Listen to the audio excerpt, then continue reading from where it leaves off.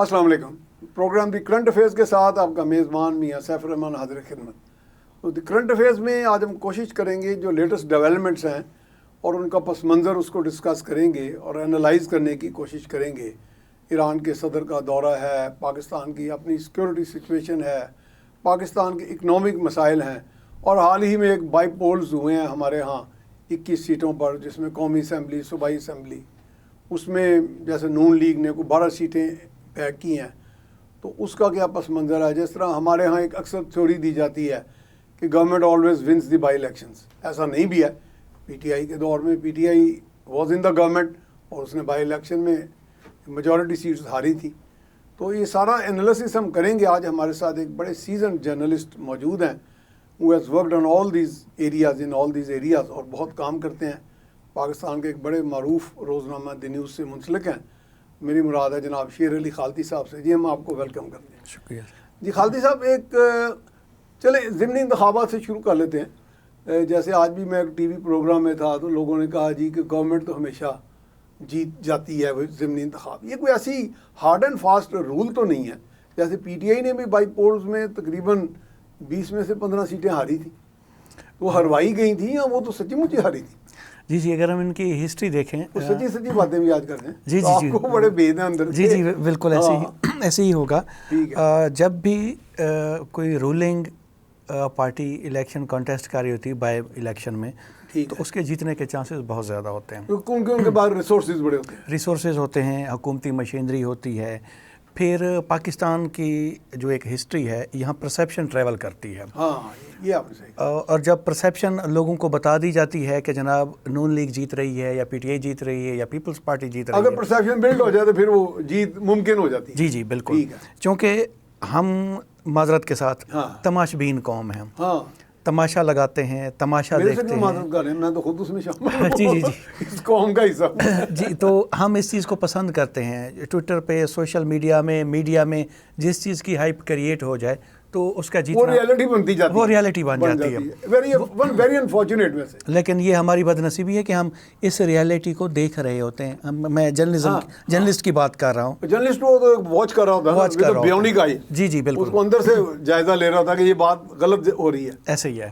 تو یہ تھا کہ یہ نون لیگ آسانی سے جیت جائے گی، جو کہ نون لیگ جیت بھی گئی. یہ ووٹر کو، یعنی آپ کی پریڈکشن تھی یہ؟ جی بالکل. اب ووٹر کو بھی لگتا تھا کہ ہم نے اگر کام لینے ہیں تو نون لیگ کو ووٹ دیں گے تو ہم کام لے سکیں گے. دوسرا جو بیوروکریسی کو ایک میسج گیا ہوا تھا کہ دیکھیں جی وفاق میں نون ہے اور صوبے میں بھی نون ہے، پاکستان کے بگیسٹ صوبے میں. جی تو پھر نون کے ساتھ ہی بنا کے رکھی جائے تو رزلٹ ہمارے حق میں بھی بہتر آئے گا. میں کہہ رہا ہوں جو ڈی سیز تھے یا جو آر اوز ہوتے ہیں یا ڈی سیز جو ہوتے ہیں، ایون پولیس فورس بھی. جی پولیس فورس کر لیں. ایک ایسا جو نہیں مان ہوتا، وہ اپنے ایریا میں اس کا اتنا کلاؤٹ ہوتا ہے. تمام ادارے کہہ لیں. ہاں ادارے سارے ہی، وہ تو تمام ادارے کہہ لیں. جی تمام ادارے بھی ان کے فیور میں تھے. تو اس طرح کی اداروں کی آپ نے بات کی تو کئی لوگوں نے مجھے بھی سوال کیا کہ جی اسٹیبلشمنٹ. میں کہ یار اسٹیبلشمنٹ جو ہے وہ اس سسٹم سے باہر تھوڑی ہے کہ گورنمنٹ سے فنڈز بھی آنے ہیں، ان کا نظام چلنا ہے. بے شمار چیزیں سٹنگ گورنمنٹ کے ساتھ وہ تو ان ہارمنی چلیں گے. تو جی اس بار باقی ہارمنی وہ چلاؤ کروا بھی لیتے ہیں. جی اسٹیبلشمنٹ نے ہمیشہ ایک اختیار بھی ہوتا ہے. جی اسٹیبلشمنٹ نے ہمیشہ کلیم کیا کہ وہ نیوٹرل ہیں. نیوٹرل پہلے تو شاید ماضی کا تو نہیں پتہ، لیکن اس الیکشن میں نیوٹرل رہے. اچھا یہ جو کل پرسوں ہوا ہے، جی کیونکہ پتہ تھا نا کہ الیکشن کا رزلٹ بھی پہلے پتہ تھا کہ کیا ہوگا. تو اس میں اب نون لیگ کو جو چیلنجز کا سامنا ہے ابھی تک میں سمجھ رہا ہوں، مہنگائی کا، بے روزگاری کا، لوگوں نے ٹائم دیا. لوگوں نے کہا جی اگر الیکشن پچھلا جیت گئے ہیں جیسے تیسے، میں لفظ استعمال کر رہا ہوں جیسے تیسے، اب آ تو گئے نا میدان میں آ گئے، اب آپ بھاگ نہیں سکتے. جی اب یہ ہے کہ میدان میں آ گئے ہیں تو ان کو زور لگانے دیں، ان کو دوڑنے دیں، یہ جیتتے ہیں یا نہیں جیتتے. اب عوام جو بیچاری ہے، پی ٹی آئی نے نعرہ لگایا جناب ہم تبدیلی لے کے، عوام بھاگ پڑی. پیپلز پارٹی نے کہا تھا روٹی کپڑا مکان، اس طرف چل پڑے. نون لیگ نے بھی کچھ اس طرح کے وعدے کیے. عوام کہاں جائے؟ عوام بیچاری ایک سمجھ لیں دلدل میں پھنس گئی ہے. عوام کو لگتا ہے کہ اس وقت نون لیگ چونکہ ایک تجربہ کار ٹیم رکھتی ہے، وہ ہمیں اکنامک جو ڈکلائن آیا ہوا ہے پاکستان میں سے اس وقت نکال لے گی. اور اس کے تھوڑے سے انڈیکیشنز ہمیں نظر بھی آئے، جیسے یہ آٹا واٹا کا. جی جیسا کہ آٹا تقسیم بھی ہوا. اس میں شکایت بڑی ہے، آپ نے تو رپورٹنگ بھی بڑی کی ہے اس میں. جی جی جی جی بالکل کیا بالکل. وہ اوور آل کیا پکچر ہے؟ Overall it was a good picture. Overall اس تو میں شکایات تو بڑی آئی ہیں. جی جی شکایت اچھی خاصی ہیں. نون لیگ والوں نے اپنے ورکرز کو دیے جو موو کرتے ہیں گلیوں میں، جو جیسے کہ کونسلرز وغیرہ ہوتے تھے، وہ اپنے من پسند لوگوں کو انہوں نے تقسیم کیے. کہیں کہیں غریبوں کو بھی ملے، ان میں غریب بھی تھے لیکن کچھ تو گیا. لیکن غریبوں میں ڈسکریمنیشن ریاست نہیں کرتی، ریاست ماں ہوتی ہے. جب ماں ڈسکریمنیشن کر دے تو اس کا مطلب ہے ماں اپنے فرائض سے کوتاہی برت رہی ہے. پھر اس کے جو بچے ہوں گے. یہ تو بڑی بات ہے کہ آپ آسانی سے کہہ رہے ہیں، یہ بات آپ بڑے جذبات میں کہہ دیتے ہیں. جی جی جی لیکن آ جائیں تھوڑی دیر جذبات. تو ریاست اس طرح نہیں کرتی. ریاست نہیں کرتی، ریاست ماں ہوتی ہے، ماں نہیں کرتی. چونکہ اس ماں کے ساتھ، اس ریاست کے ساتھ ہمارا سوشل کانٹریکٹ تھا. جیسے ہی ایک شہری پیدا ہوا اس کا سوشل کانٹریکٹ قائم ہو گیا. لیکن مصیبت یہ دیکھیں، چیک کریں کہ اس ہماری ماں ہی سب سے زیادہ دھوکے باز ہے. ماں ڈائن بن گئی ہے. ڈائن بن گئی ہے. اچھا آپ تو بہت آگے چلے گئے. اچھا کتنے بچوں کا خون اور چاہیے. دہشت گردی میں، غربت کی وجہ سے خودکشیاں کر رہے ہیں یہ بچے. اور بے توقیری، بے توقیری، جتنی بے توقیری ہے کام انسان کی. جی جی میرا خیال ہے آپ کسی بھی ڈپارٹمنٹ میں جائیں، آپ کا جائز کام پیسے دیے بغیر، سفارش کرائے بغیر نہیں ہو سکتا. تو ماں کو سوچنا چاہیے. مجھے سنا ہے میں نے کہ آپ کو ہزاروں سفارشیں آ رہی ہوتی ہیں کہ جنہیں آپ سینئر جرنلسٹ ہیں ہمارا کام کرا دیں. تو کتنا مشکل ہے یعنی لوگوں کو ریلیف لے کے دینا. جی سیف صاحب آپ یقین مانیں صبح 7 بجے آپ کو کالز آنا شروع ہو جاتی ہیں. حالانکہ لاہور میں کسی کا ہاسپٹل میں مسئلہ ہے، کسی کا پولیس میں مسئلہ ہے، سیکریٹریٹ میں ہے، کسی ڈپارٹمنٹ میں ہے. تو یہ چیزیں جب ہم دیکھتے ہیں تو ویسے تو ہم فیل کرتے ہیں کہ نہیں ہم بڑے سینئر لوگ ہیں، ہماری بڑی رسپیکٹ ہے، لیکن دل میں درد بھی اٹھتا ہے کہ یار یہ ہچر ہو رہا ہے ہمارے لوگوں. یہ کام میں اور آپ کیوں کریں؟ یہ کام تو ریاست کے کرنے والا ہے. اور آٹو پہ ہونا چاہیے. بالکل آٹو پہ ہونا چاہیے. آپ کا جو رائٹ ہے آپ کو فوراً ملنا چاہیے. سفارش کی ضرورت کیوں آئے؟ اور پاکستان میں کام اس کا ہوتا ہے جو فائدہ دے سکتا ہے یا جو نقصان کرنے کی اہلیت رکھتا ہے. جیسا کہ جرنلسٹ یا خوف پیدا کرنے کی صلاحیت رکھتا ہے. آپ سے خوف زدہ ہیں لوگ؟ نہیں میرے سے تو نہیں ہے. میں تو بڑا فرینڈلی بندہ ہوں اور خوف زدہ ہونا بھی نہیں چاہیے. میرے علم میں ہے کہ آپ سے ہیں کچھ. نہیں ایسا کچھ نہیں ہے. کیونکہ میں جب بھی کسی شخص کو کام کہتا ہوں تو وہ میرے لیے اجنبی بھی ہو تو میں اس کو اجنبی نہیں سمجھتا. انسان کا کب سے اجنبی ہو گیا. لیکن یہ ہے کہ اس ریاست نے کچھ لوگوں کو اجنبی بنائے رکھا اور کچھ لوگوں کو اپنے سینے سے لگایا. ہمارے جو قوانین ہیں اس میں بھی ڈسکریمنیشن ہے. 1973 جس پہ ہم بڑا پرائڈ لیتے ہیں جناب، اس کے اندر بھی بڑی ڈسکریمنیشن. اس کے اندر بھی بڑے.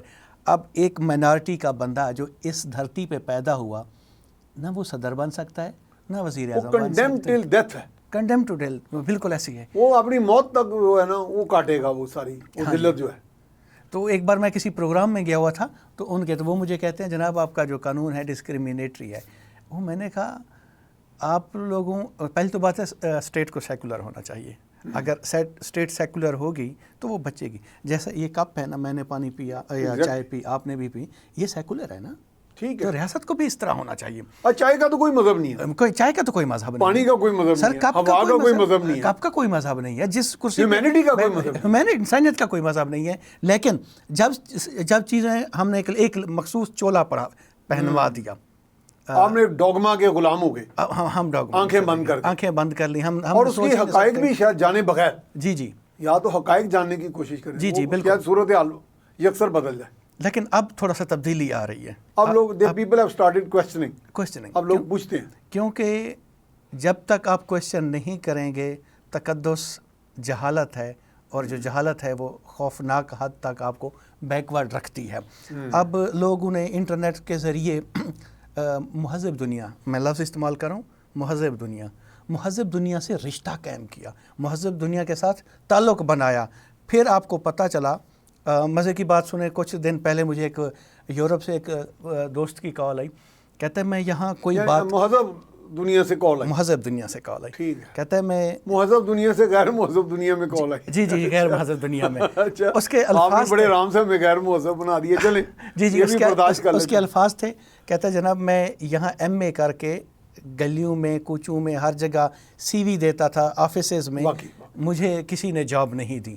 کہتے ہیں یہاں سے جب میں آیا ہوں تو مجھے پتہ چلا میں تو انسان ہوں، وہاں تو میری کوئی وقت نہیں تھی، یہاں تو جناب مجھے اچھے خاصے ڈالرز بھی مل رہے ہیں، پیسہ بھی مل رہا ہے، میں گھر بھی بیچ رہا ہوں، میری ڈگنیٹی قائم ہے یہاں پر. تو کاش. میرا اپنا بچہ یو کے گیا اور وہ بتا رہا تھا کہ میں نے اپنے باس کو جاب ملی تو میں نے سر کہہ دیا، اس نے کہا don't call me sir, yes, call me by my نیم، میرا نام یہ ہے. اور کہتا کہ ابھی چونکہ میں نیا تھا تو مجھے سمجھ نہیں آ رہی تھی، تو ابھی اتنے وسائل نہیں تھے کہ میں گاڑی ایک دم لے لیتا. بالکل. تو وہ کہنے لگا کہ کبھی اس کی کال آ جاتی ہے باس کی کہ یار تیار کب ہو جاؤ گے، میں نے کہا اتنی دیر تک. ان کے اوکے میں راستے سے تمہیں لے جاتا ہوں. صحیح. یعنی کہ اتنا وہاں ڈگنیٹی اور انسان کی آف لیبر ورکر کی عزت. تو پھر ہم کہتے ہیں جی ہم بڑے سچے مسلمان ہیں، تو اپنایا تو ہم نے پتہ نہیں کون سے اصول اپنائے ہم. مسلمان تو ہم ہیں، تو کچھ بھی نہیں ہیں، مسلمان تو ہیں لیکن ہم سچے نہیں ہیں معذرت کے ساتھ. ہم نے لبادے اوڑھے ہوئے ہیں، ہم شیعہ سنی پہ فرقوں پہ ابھی تک بلیو کرتے ہیں، ہم ڈیوائیڈڈ ہیں. اچھا جناب ایک بریک پہ جانا ہے تو پھر یہیں سے بات کا سلسلہ شروع کریں. چائے بھی پئیں تو ناظرین جا رہے ہیں بریک پر، بریک کے بعد دوبارہ حاضر خدمت ہوں گے. جی ویلکم بیک. یہ ہمارے ساتھ موجود ہیں شیر علی خالدی صاحب، سینئر اینالسٹ ہیں، جرنلسٹ ہیں، بہت سے پوائنٹس کور کرتے ہیں ایریاز میں، ان کا بڑا کام ہے. اچھا خالدی صاحب، یہ اب ایران کے صدر کا دورہ جو ہے اس کے ساتھ ساتھ بڑے سوالات جڑے ہوئے ہیں کہ امریکہ کی طرف سے بڑی دھمکیاں آ رہی ہیں کہ جی ایران کو کہا جاتا ہے the most sanctioned country on earth, کہ اتنی سینکشنز لگی ہیں، پھر بھی چین کے ساتھ بڑی تجارت ہو رہی. چین تو خیر خاطر میں لاتا ہی نہیں امریکہ کی سینکشنز، لیکن البتہ دنیا میں چلنا تو اس نے ہے. تو یہاں پہ ڈبل ڈپلومیسی بھی چل رہی ہے، ملٹیپل ڈپلومیسی ہے. پاکستان کہاں کھڑا ہے، ایران کا اصل چہرہ کیا ہے، یہ بھی بتا دیں گے کیا کیا یہاں ہونے والا ہے. وہ تو 18 بلین کی پینلٹی ہم کے سر پر کھڑی نظر آ رہی ہے. It is looming on our heads. ایرانی یہاں آئے ہوئے ہیں. ایران سے پہلے پاکستان کو ہم ڈسکس کرتے ہیں. بالکل صحیح ہے. پاکستان نے تھرڈ ورلڈ کنٹریز ہیں، انہوں نے ایک جنگ لڑی تھی رشیا کے خلاف امریکہ کی. اس کا سینیریو افغانستان، اس کا بھی ہمیں علم ہے. ٹھیک ہے. اب جس نہج پہ ہم آ گئے ہیں، خطرناک موڑ پہ آ گئے ہیں. ہم موڑ تو سارے خطرناک ہیں، ہمیشہ سے خطرناک، لیکن اس بار زیادہ خطرناک ہیں کیونکہ اس وقت جو آپ کی جو ڈپلومیسی ہے وہ بہت چیلنجنگ ہے. خاص طور پر دنیا کی سپر پاور طاقت امریکہ آپ سے ناراض تھی. جی. اب نہیں ہے. اب نہیں ہے. اچھا. کیونکہ تو آج آپ نے بھید کھلا ہے ویسے. جی میں تو سمجھتا تھا آج بھی ناراض ہے. ہاں جی. ہمیں یہی کہا جاتا تھا کہ ناراض تھا بھی، اس میں کوئی شک نہیں ہے. لیکن اس بار ایرانی صدر کا کہتے تھے میرے سے بڑا ناراض ہے. وہ اس نے اپنی سی وی بڑی کی ہے اور کچھ نہیں ہے. عمران خان نے سی وی بڑی کی ہے، لیکن سی وی بڑی چلی ہے. سی وی چل گئی ہے، اس میں عوام میں یہ بات نیریٹو بک گیا ہے. ٹھیک ہے. اب آتے ہیں یہ جو ابراہیمی آئے ہیں، ابراہیم رئیسی. جی ابراہیم رئیسی، یہ مولوی ہے، ایک مدرسے کے وہاں کے پڑھے ہوئے ہیں. لیکن ان کے سارے ڈاکٹر لگتا ہے، وہ کوئی فلسفی اور کوئی تھیولوجی تھیوکریسی میں. اچھا تھیوکریٹک ہے. جی. اب اس طرح تھیولوجی ہے. جی تھیولوجی. اچھا. اب اس طرح کا بندہ صدر بن کے جب پاکستان جیسے جمہوری ملک میں آیا ہے تو وہ ایسے نہیں آیا. اچھا بھیجا گیا ہے. اچھا ٹھیک ہے. آج آپ چھوڑیں گے نہیں میرا خیال کچھ بھی. جی. جب سارے راز کھولے جا رہے ہیں. جی. اچھا. جب اسرائیل کے خلاف اس کی جنگ چل رہی تھی تو ہمیں پتہ تھا کہ ان کے میزائلوں نے جا کے کچھ بھی نہیں کرنا، اور ویسا بھی ہوا. کچھ بھی نہیں ہوا. اسرائیل کو ایک اچھی ہیں تو لوگ ہماری آتش بازی ہوائیاں چلا لیتے ہیں. بالکل شادی کے اوپر. جی. اسرائیل کو ایک سیف ایگزٹ چاہیے تھا. دنیا تھک گئی ہوئی تھی. اب امریکہ کا جو بغل بچہ اسرائیل بنا ہوا تھا، اس نے اپنا وہ بچہ بھی اتار دیا. یہ سارا پلانڈ تھا. یہ سارا پلان تھا. انہوں نے کہا کہ جناب ہم آپ کا بوجھ مزید نہیں سہار سکتے. اب ان کی پھر کنیکشنز اسرائیل کے ایران کے ساتھ بھی تھے.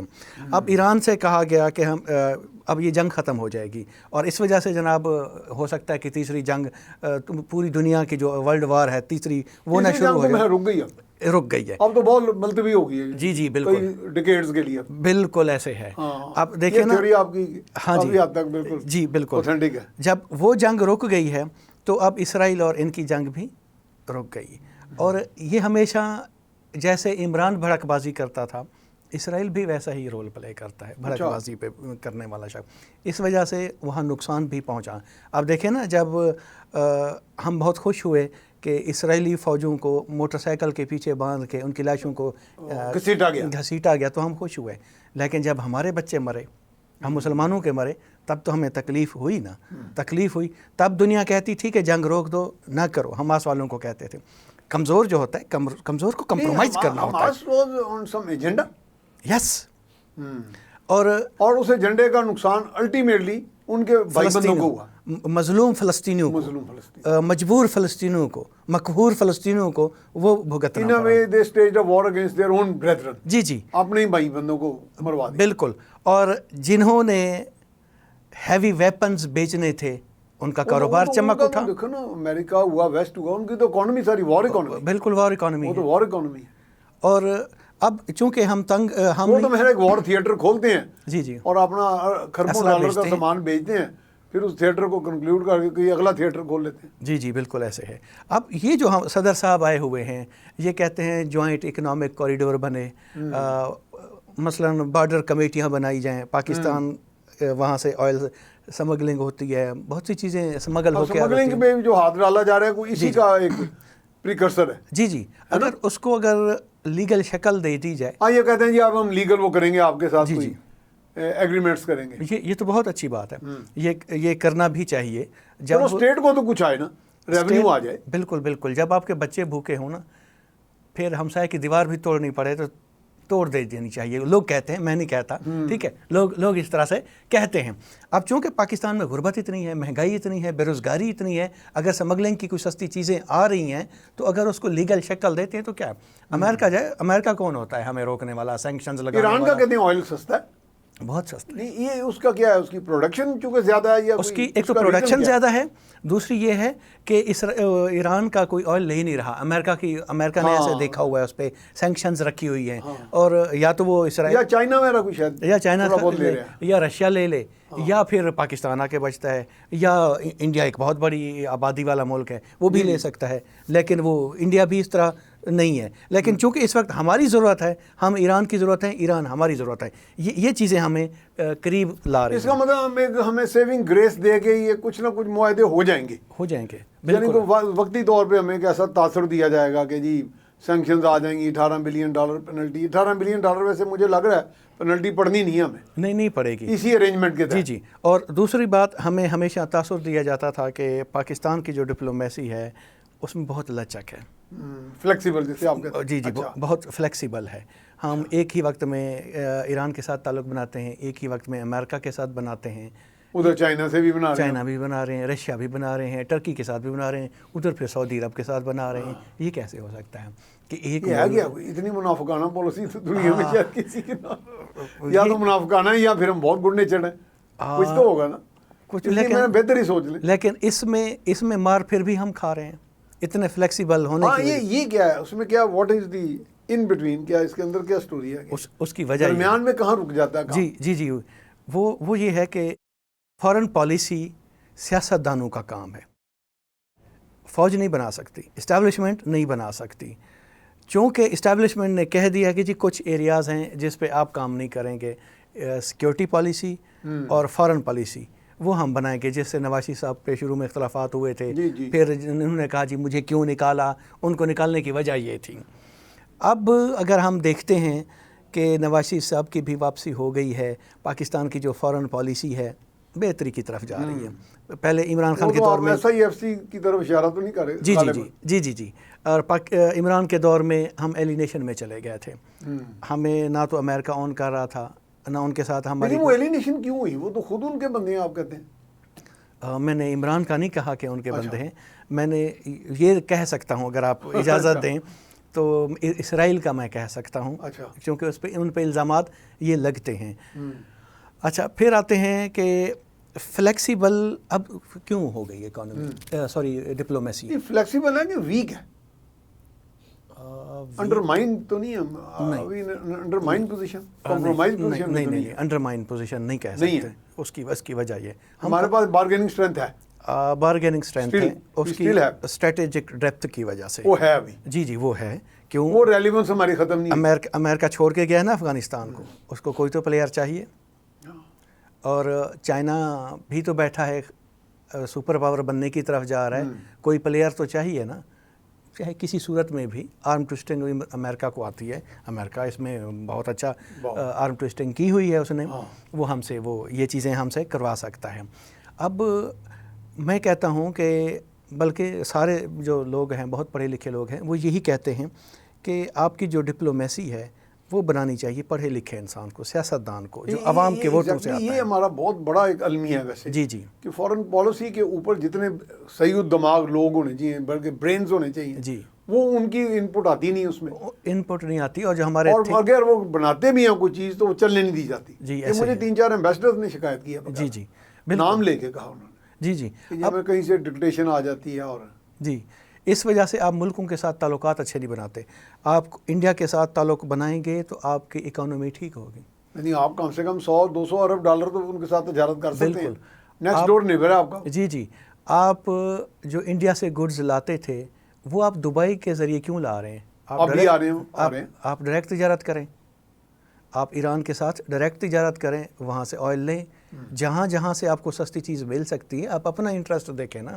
آپ دیکھ رہے ہوتے ہیں کہ امریکہ جی ہم سے ناراض ہو جائے گا. بھئی ہو جائے, آپ تو بھوکے مر رہے ہو.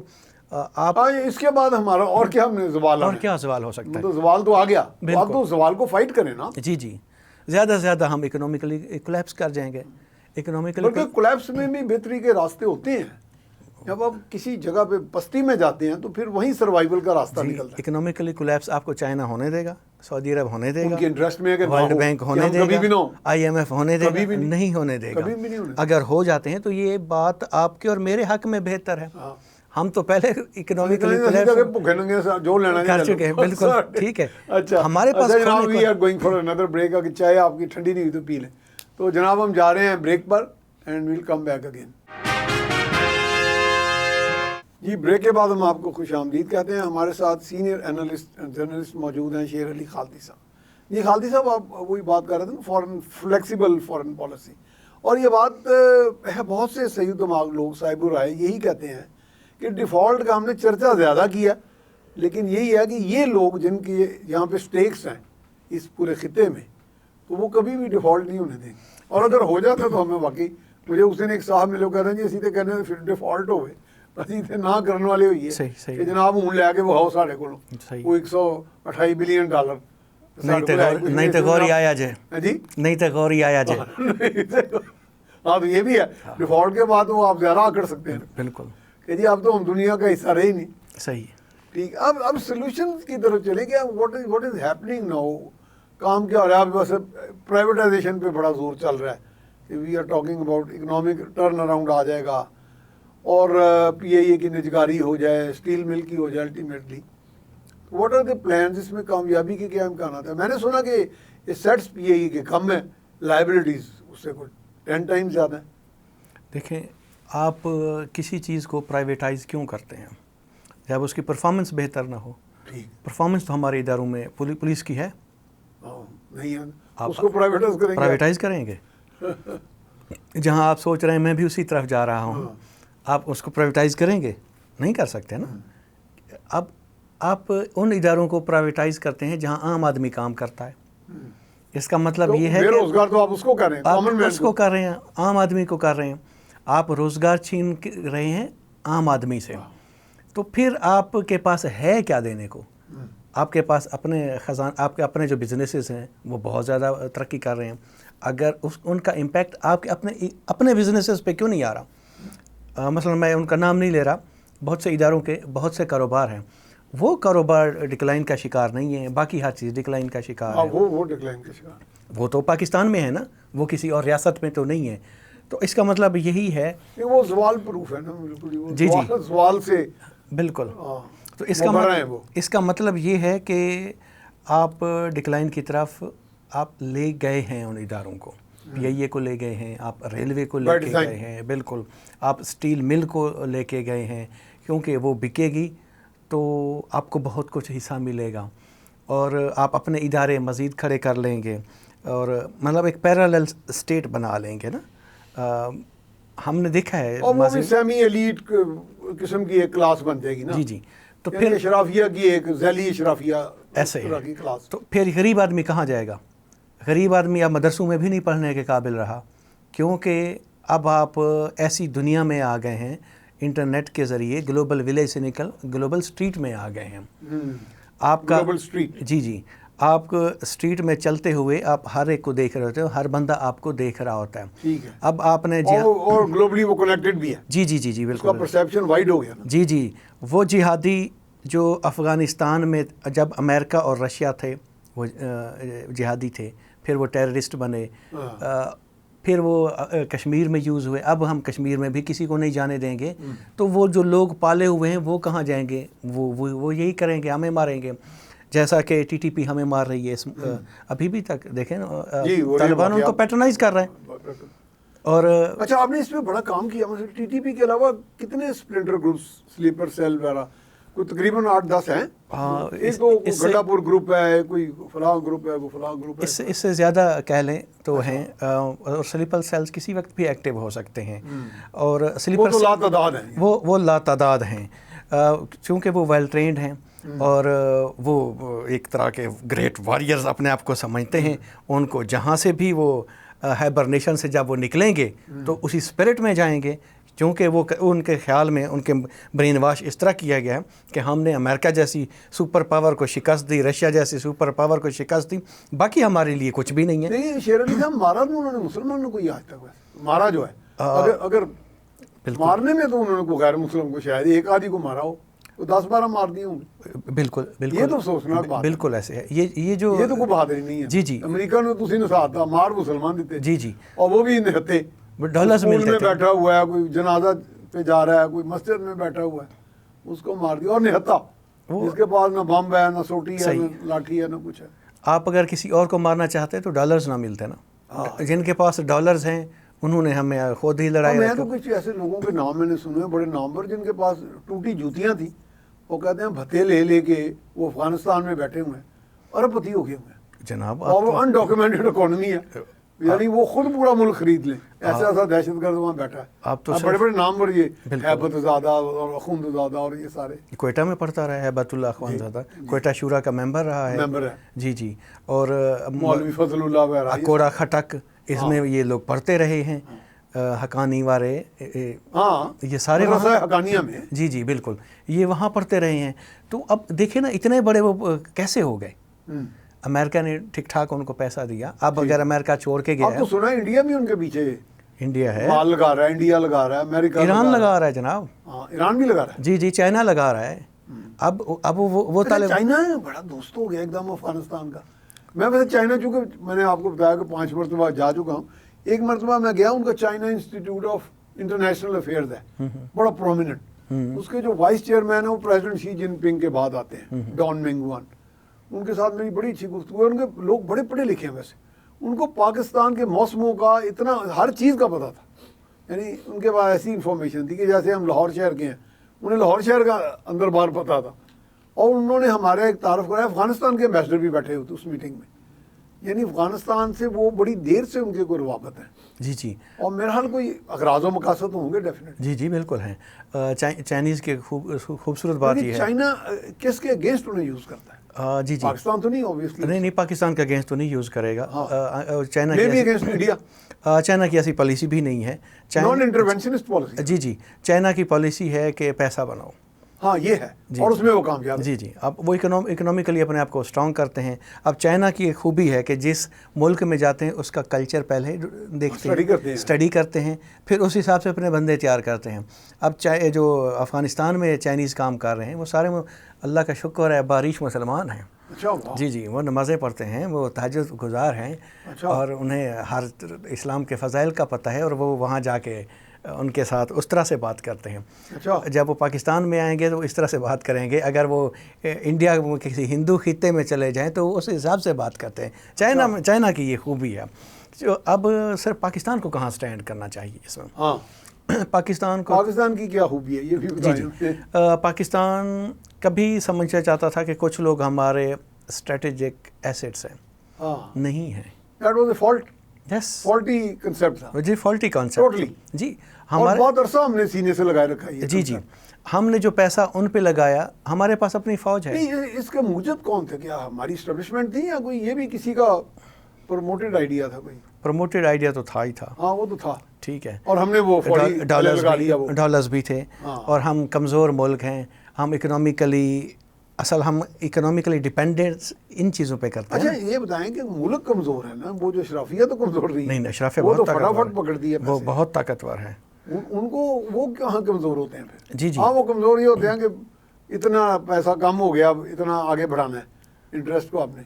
वो फिर जहाँ कमज़ोर होते हैं ना, फिर देखें जी, जमहूरियत के लिए नवाज शरीफ ठीक है, जरदारी ठीक है, या इमरान खान ठीक है, वो फिर इस तरह के मोहरे देख लेते हैं, वो म्यूजिकल चेयर्स में म्यूजिकल चेयर्स चलते हैं में। सारे। जी जी, और ये जमहूरी चेहरे रख के काम वो अपना कर रहे होते हैं। अब मेरे ख्याल में जो यूथ हो है वो स्ट्रॉन्ग हो गई है, ताकतवर हो गई है यूथ, ख़ास तौर पर टेक्नोलॉजी के यूज़ के बाद, ठीक है।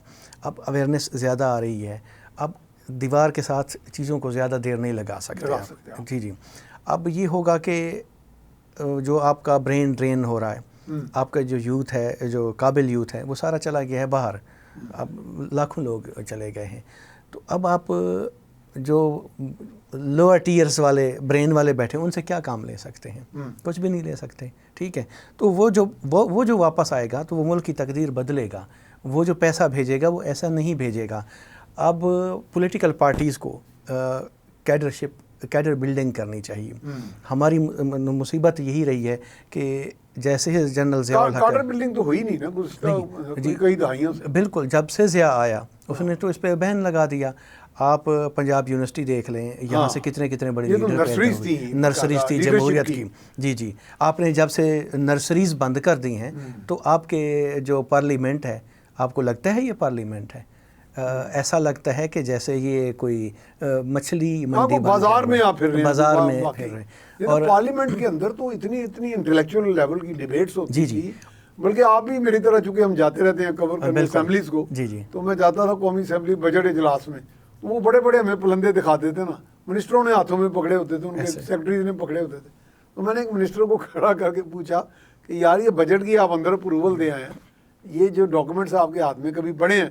तो आगे हंस के जवाब, छड़ो जी तुसी किहो जे सवाल कर दे।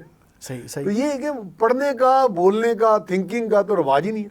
नहीं है ना, वो इंटरेस्ट ही नहीं है असल में, उनके और इंटरेस्ट है ना, जिसके लिए वो बैठे होते हैं। उनका इंटरेस्ट सिर्फ जैसे मुझे एक साहब बताने लगे जी कि मैं सेनेटर बनाऊं 3 अरब 20 करोड़ रुपया दे के, 40 करोड़ मैंने हर एक वोटर को अपने एक MPA को दिया। अंदाजा करें तो ये पिछला जो जनरल इलेक्शन हुआ है, मैंने एक अपने दोस्त से पूछा, MNA से, साहब का MNA PTI का था। अच्छा, मैंने कहा यार इस बार आप मेरिट पे हारे हैं। हाँ वो भी PTI के थे जो मैंने बताया था। जी जी, तो लेकिन वो पार्टी तो चेंज हो गए थे, जो सिंध हाउस में बैठे थे 11 MNAs, हाँ उनमें से एक थे। अच्छा, कहता जी मैं हारा नहीं हूँ, मैं हराया गया हूँ। मुझे फ़ोन आया कि इतने पैसे दे दें, 24 घंटे के लिए हमने रिज़ल्ट रोका हुआ है आपके हक में, नहीं तो आपका जो अपोजिट है वो जीता हुआ है। जब इस तरह के हालात आपको नज़र आएँ तो फिर मायूसी आपको नज़र आती है इस मुल्क में। हम अपना वोट किसी के हक में कास्ट करें, पता चला। खालिदी साहब इजाज़त दे दें, एक आखिरी ब्रेक है, उसके बाद 10 मिनट बाद आप इंशाल्लाह। तो जनाब हम जा रहे हैं ब्रेक पर, ब्रेक के बाद दोबारा हाजिर खिदमत होंगे। जी वेलकम बैक। हमारे साथ मौजूद हैं शेर अली खालिदी साहब। जी शेर अली खालिदी साहब, आपने बहुत काम किया, BBC के लिए भी किया, बहुत बड़े बड़े इदारों में, अखबारों में और चैनल्स भी आके आपने security situation, terrorism, fourth schedulers और इनको, इस पूरी वर्ल्ड को, ये जो ख़तरनाक दुनिया है, इसके अंदर आपने ओखली में हाथ डाला अपना, बल्कि सर डाला अपना ओखली में और जान बचा के बाहर आए। तो कुछ वो रुदात सुनाएं, हमारा असल इश्यूज़ ये कहाँ से स्प्रिंग अप किए, उसका पस मंज़र क्या है, और इस वक्त जो सतह पे हमें नज़र आ रहा है उसके में आगे हम कहाँ पे जा रहे हैं? जी पहली तो बात ये है कि ये जो फोर्थ शेड्यूलर होते हैं, हाँ, किसी इस वक्त हमारी फोर्थ शेड्यूलर की जो लिस्ट है वो क्या बता रही है? जी जी उसी तरफ आ रहा हूँ। इस वक्त 1560 लोग पंजाब में फोर्थ शेड्यूल लिस्ट में हैं। ठीक है। और इस फोर्थ शेड्यूल का मतलब वो लिस्ट है जब कोई शख्स सस्पिशियस एक्टिविटी, ठीक है, एंटी स्टेट एक्टिविटी में इन्वॉल्व हो, उसको रखते हैं 2 साल के लिए फोर्थ शेड्यूल पे। 90 डेज़ के अंदर अंदर आप जा सकते हैं कि जनाब मुझे गलत रखा गया है तो आप मुझे निकाल, आप चैलेंज कर सकते हैं अपना स्टेटस। लेकिन होम डिपार्टमेंट जी जी, ٹھیک جی ہے. لیکن یہ 4 شیڈول کا جو ڈیسیجن ہوتا ہے وہ ڈی سی لیول پہ ہوتا ہے. اچھا ٹھیک. اس میں ایک کمیٹی ہوتی ہے جس سے جی ڈسٹرکٹ انٹیلیجنس کمیٹی بیٹھتی ہے. اس میں تمام خفیہ ایجنسیوں کے لوگ بیٹھتے ہیں اور وہ اس کو پرکھنے کے بعد فیصلہ کرتے ہیں کیا یہ 4 شیڈول میں فال کر سکتا ہے یا نہیں. مطلب وہ اسٹرکٹ پالیسی ہے ان کی نا. اور وہ کامیاب جا رہی ہے, وہ ٹرانسپیرنٹ بھی ہے. ٹرانسپیرنٹ کافی حد تک 99% کہہ سکتے ہیں. یہ بھی بڑی بات ہے. جی کہیں 99% ٹرانسپیرنسی. جی بالکل خود ایک اچیومنٹ ہے. جی بالکل ایسی ہے. پھر ان کے فون کال ریکارڈز ہوتے ہیں, ان کے سوشل میڈیا مانیٹرنگ ہوتی ہے, ایون کہ ان کے بینک اکاؤنٹس بند ہو جاتے ہیں, شناختی کارڈ بند ہو جاتا ہے, پاسپورٹ بند ہو جاتا ہے, آپ ٹریول نہیں کر سکتے, ایک تھانے سے دوسرے تھانے کی حدود میں نہیں جا سکتے. میرا خیال ان کو پرمیشن سے لینی پڑتی ہے. لیکن ایک بندہ گیا. آپ نے تو بہت بڑی بریکنگ نیوز دی تھی. جی سپاہ صحابہ کے تھے معاویہ اعظم, جن کا نام 4 شیڈول میں رکھا گیا تھا, اور وہ 1 مہینے کے لیے چلے گئے تھے. حالانکہ وہ تو پاکستان چھوڑ اپنے علاقے سے باہر نہیں جا سکتے. جی غالباً آپ نے رپورٹ دی تھی پاکستان سے باہر چلے گئے تھے. جی یورپ چلے گئے تھے. پیرس میں نظر آئے مجھے بہت سی چیزوں پر. اس پہ پھر مجھے اچھے خاصے تھریٹس بھی آئے مجھے اور میری فیملی کو. میں ریلوکیٹ بھی ہوا. اب پھر ان کو فنڈنگ کہاں سے آتی ہے جب ان کے بند ہو جاتے ہیں ریسورسز, اکاؤنٹس بھی بند ہو گئے, شناختی کارڈ بھی بند ہو گئے. پھر سمپتھائزر ہوتے ہیں, ہمدرد جو ہوتے ہیں, وہ کچھ لوگ داتا دربار پر جاتے ہیں, وہ چڑھاوے چڑھاتے ہیں. ان کو کہا جاتا ہے کہ جناب ادھر دے دیں پیسہ. پھر کچھ لوگ اچھا وہ نام بھی بڑا عجیب منافقانہ کرتے ہیں. میں نے کچھ لوگوں کو اسٹڈی کیا نا, وہ کہتے ہیں اللہ کی راہ پہ آ جائیں. جی میں نے اس کو کہا اس کا کیا مطلب ہے, ہم سب اللہ سے ڈرنے والے ہیں, اللہ کی عبادت کرنے والے ہیں. انہوں نے کہا نہیں اس کا مطلب ہے کہ ہماری طرف آ کے اتنا چندہ دے جائیں. جی یا یہ کچھ کر دیں. بالکل کہ ہم لوگ اللہ کی طرف ہیں, آپ ابھی چندہ نہیں دیا, ابھی تک آپ نہیں ہیں اس طرح. جی ایسے ہے. میں یہ سن کے اتنا پریشان ہوا کہ یہ میسج جو ہے اس میں بھی کتنی بڑی منافقت ہے. ایسے ہے بالکل. پھر ایک اور لسٹ بنائی ہوئی ہے. اچھا وہ پھر آپ کی تو وہ بریکنگ نیوز آئی, بڑی وہ فلیش اور بی بی سی نے اس کو اچھا خاصا. آپ کی اس طرح کی سٹوریز آئیں. وہ پھر کیا ہماری گورنمنٹ کا کیا پھر اس میں تھا رسپانس؟ ہماری منسٹری آف انٹیریئر اور موفا نے یہ پھر آئے میدان میں. جی انہوں نے ہوم ڈپارٹمنٹ سے بات کی. اچھا کہ کیا یہ سٹوری ٹھیک ہے یا غلط ہے. انہوں نے کہا جی اس کا ایک لفظ ٹھیک ہے. تو ابھی تک کتنے 4 شیڈولر ہیں جو پاکستان سے باہر گئے؟ انہوں نے کہا جی کوئی 3 یا 4 ہیں. اس سٹوری سے پہلے گئے ہیں, اب کوئی نہیں جائے گا. اور یہ انہوں نے یقین دہانی کی ہے. شاید جی ایچ کیو سے بھی کال آ گئی تھی, مجھے کسی نے بتایا تھا.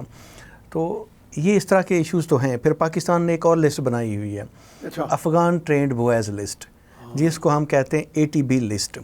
مطلب کوئی پاکستانی اگر افغانستان گیا تھا جہاد کے لیے, کسی طرح کی ٹریننگ کے لیے, جب وہ واپس آئے گا تو اس میں اس کا نام رکھ لیتے ہیں تاکہ اس کو مانیٹرنگ کی جا سکے, ATB میں کہیں وہ کسی ایکٹیویٹی میں انوالو نہ ہو جائے.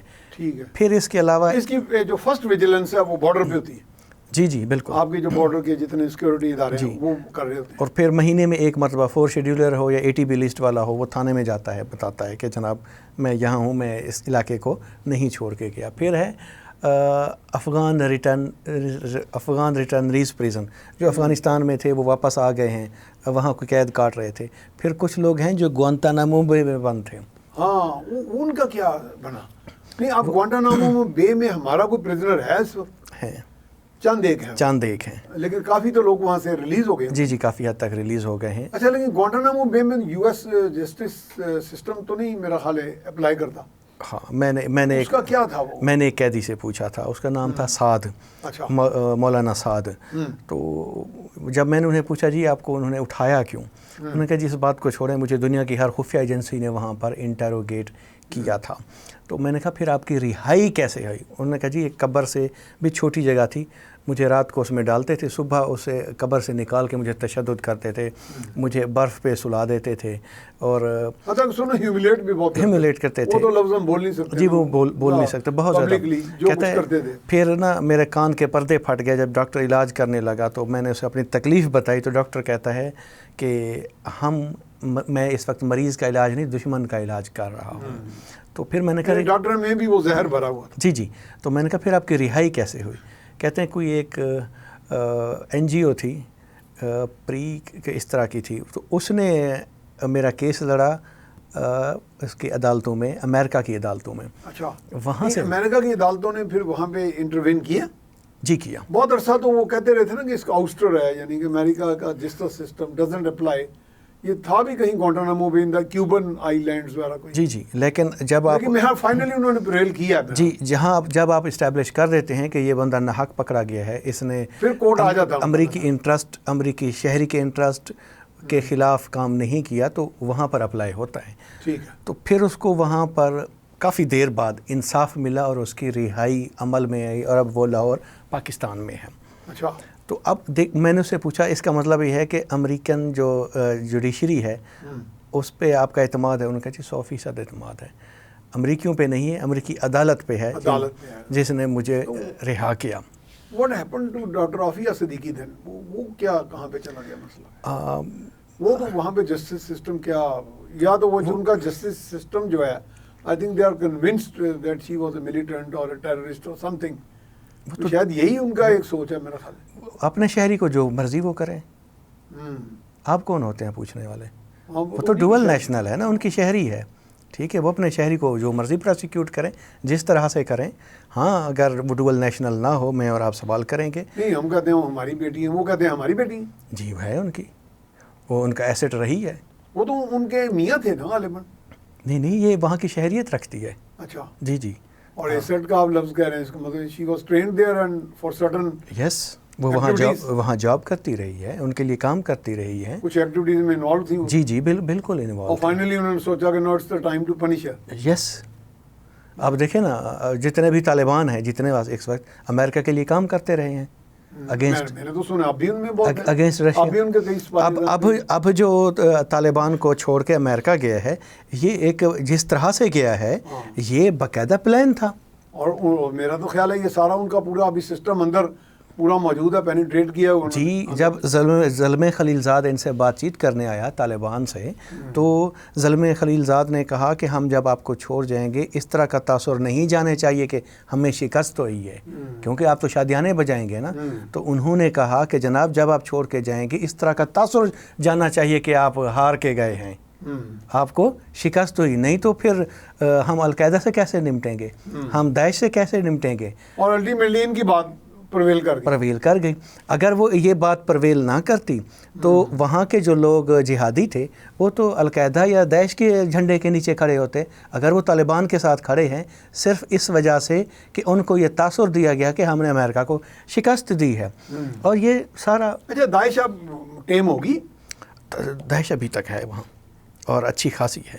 یہ نہیں ہے کہ جیسے خراسان ہے ان کا صوبہ، ان میں وہاں ہے، اور پاکستان میں بھی ان کی جو خراسانی گروپ بھی ہے نا TTP کا.